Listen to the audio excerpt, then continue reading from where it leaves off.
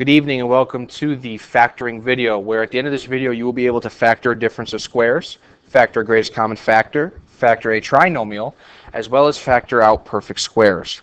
To start out, we're going to look at the difference of squares. This means that I have two terms with a minus sign in the middle of them. When I look at my two terms, I should notice that they are both perfect squares. They're both nice solid numbers.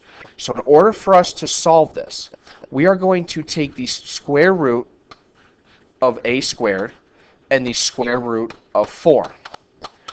When I go about this, the square root of a squared will give me a, and the square root of 4 gives me 2. This helps me find my two terms of the binomial. So we know that a standard trinomial equation or expression is ax squared plus bx plus c. If we look here at this example, I have a squared plus 0x minus 4. When I write my binomials at the end, I need to find where my b term cancels out. So in order for us to do that, that means that the signs in the middle have to be opposites. So I know with my binomial, one's going to be a negative and one is going to be a positive.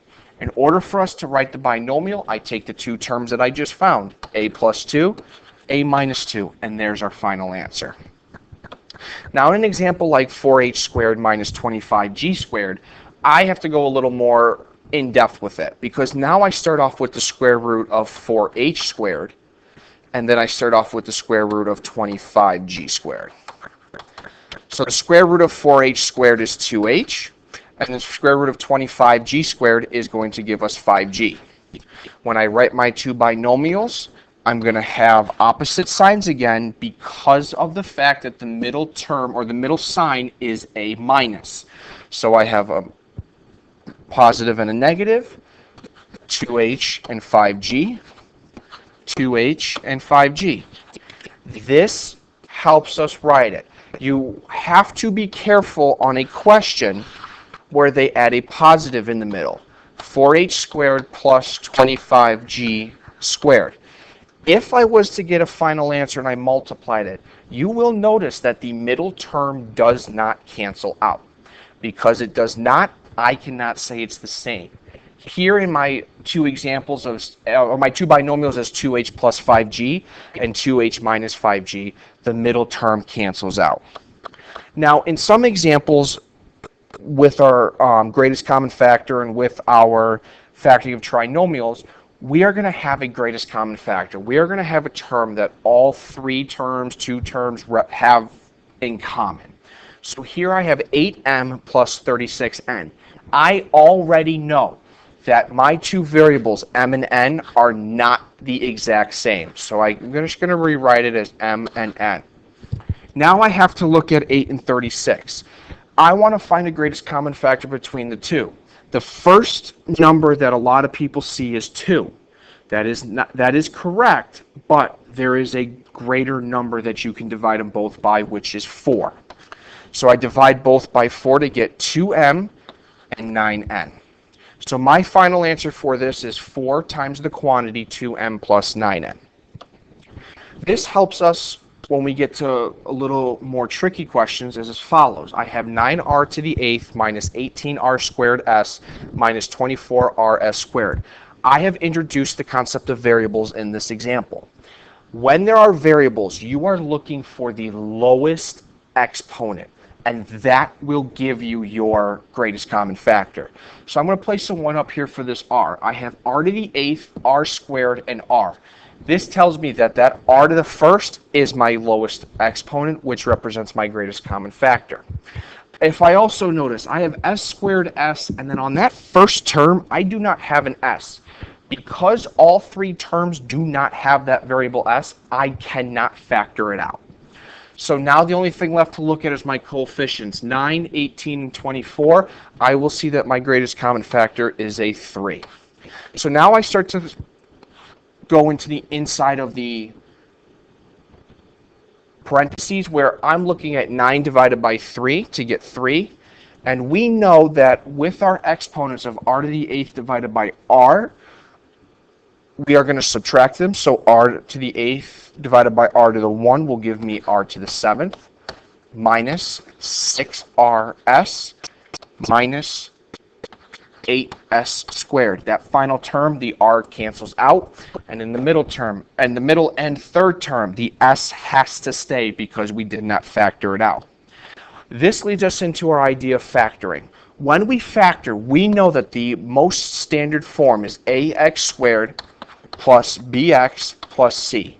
And when we solve these, we are looking for two factors that are going to multiply to the product of a times c and add to the b.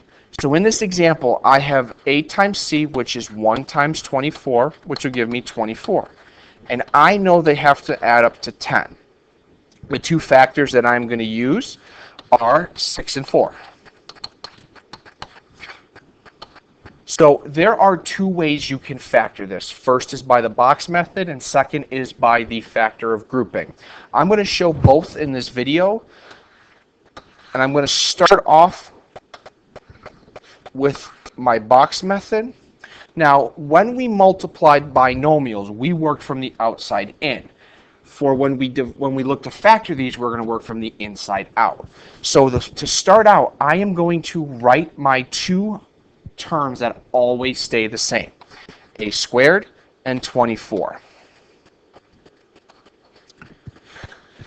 And now these two boxes that are left are going to be my factors. So I'm going to write 6x, and then I will write 4x.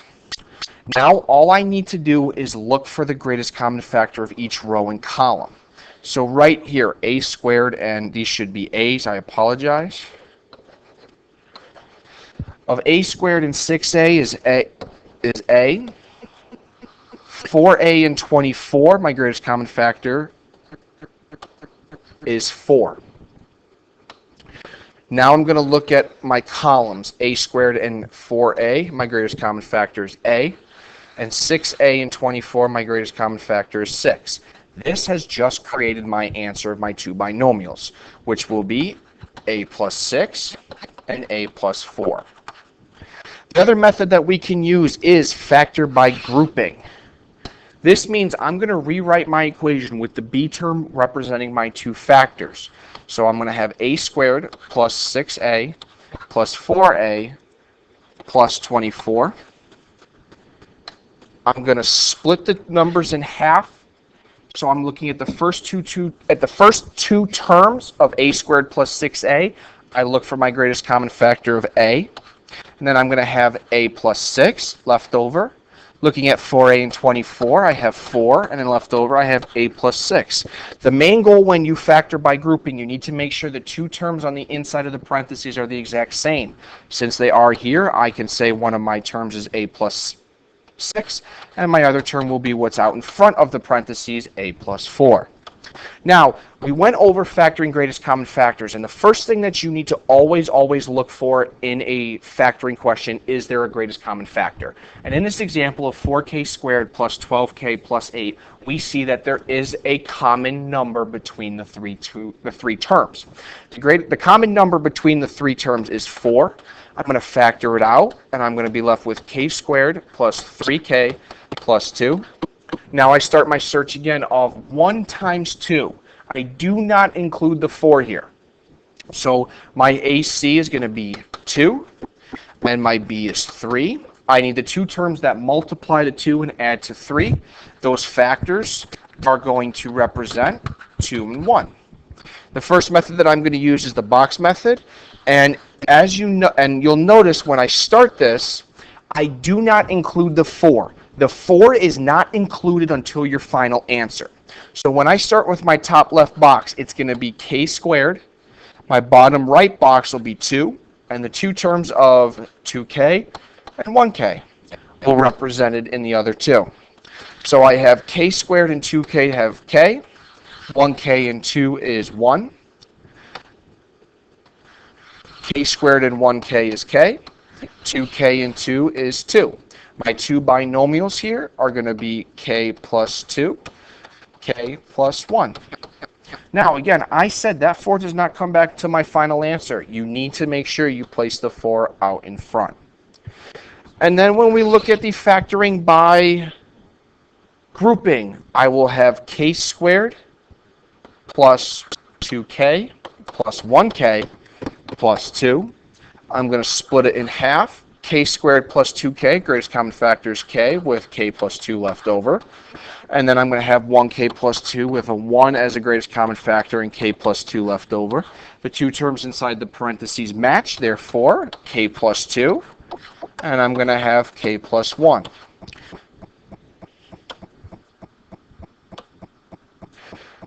Now I have a coefficient with 2x squared plus 5x plus 3. I do not have a greatest common factor here. So I will start off by multiplying a times c.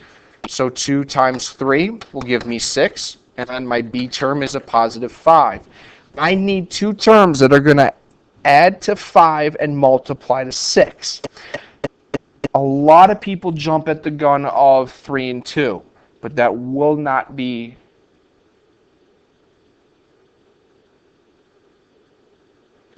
that will be our factors here.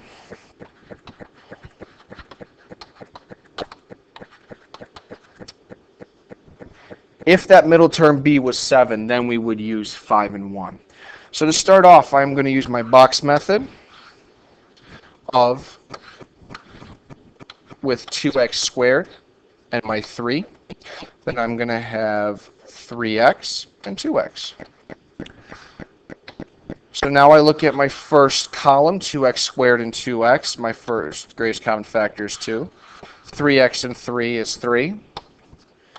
Now I'm going to have 2x squared and 3x, greatest common factor is x. And 2x plus 3, greatest common factor is 1. My two binomials that I represented here, 2x plus 3, x plus 1. If I was to go by factor of grouping, I'm going to have my 2x squared, and now I want to set this up that I have my like terms together. So 2x squared plus 2x plus 3x plus 3. I'm going to split it in half. 2x squared plus 2x, greatest common factor is 2x with an x plus 1 remaining, plus a 3 with an x plus 1 remaining. And because the two terms on the inside are the same, x plus 1 gets rewritten, and 2x plus 3 is my second binomial. When we go to factor perfect squares, I am going to have the same binomial written twice. This means that the pattern that is developed is because the binomials that we are multiplying by in the beginning are the exact same. So an example that we're going to start off with is x squared minus 10x plus 25. And again, at first glimpse, you should see that I need two numbers that are going to multiply to 25 and add to 10. When we start off, you'll see your factors are going to be a negative 5 and a negative 5. When I use my box method, I'm left with x squared minus 5x and 25. Greatest common factor between negative 5x and 25 is 5. Greatest common factor between x squared and negative 5x is x. Greatest common factor between x squared and negative 5x is x. And negative 5x and 25 is going to be 5. Now, if you notice, my c term is positive. When my c term is positive, I look to my b. If my b is negative, both my terms become negative. If b was positive, both my terms would become positive. So the binomial for this answer is x minus 5, which we know we will rewrite as x minus 5 squared. That is all for this video. Thank you, and look out for the next one.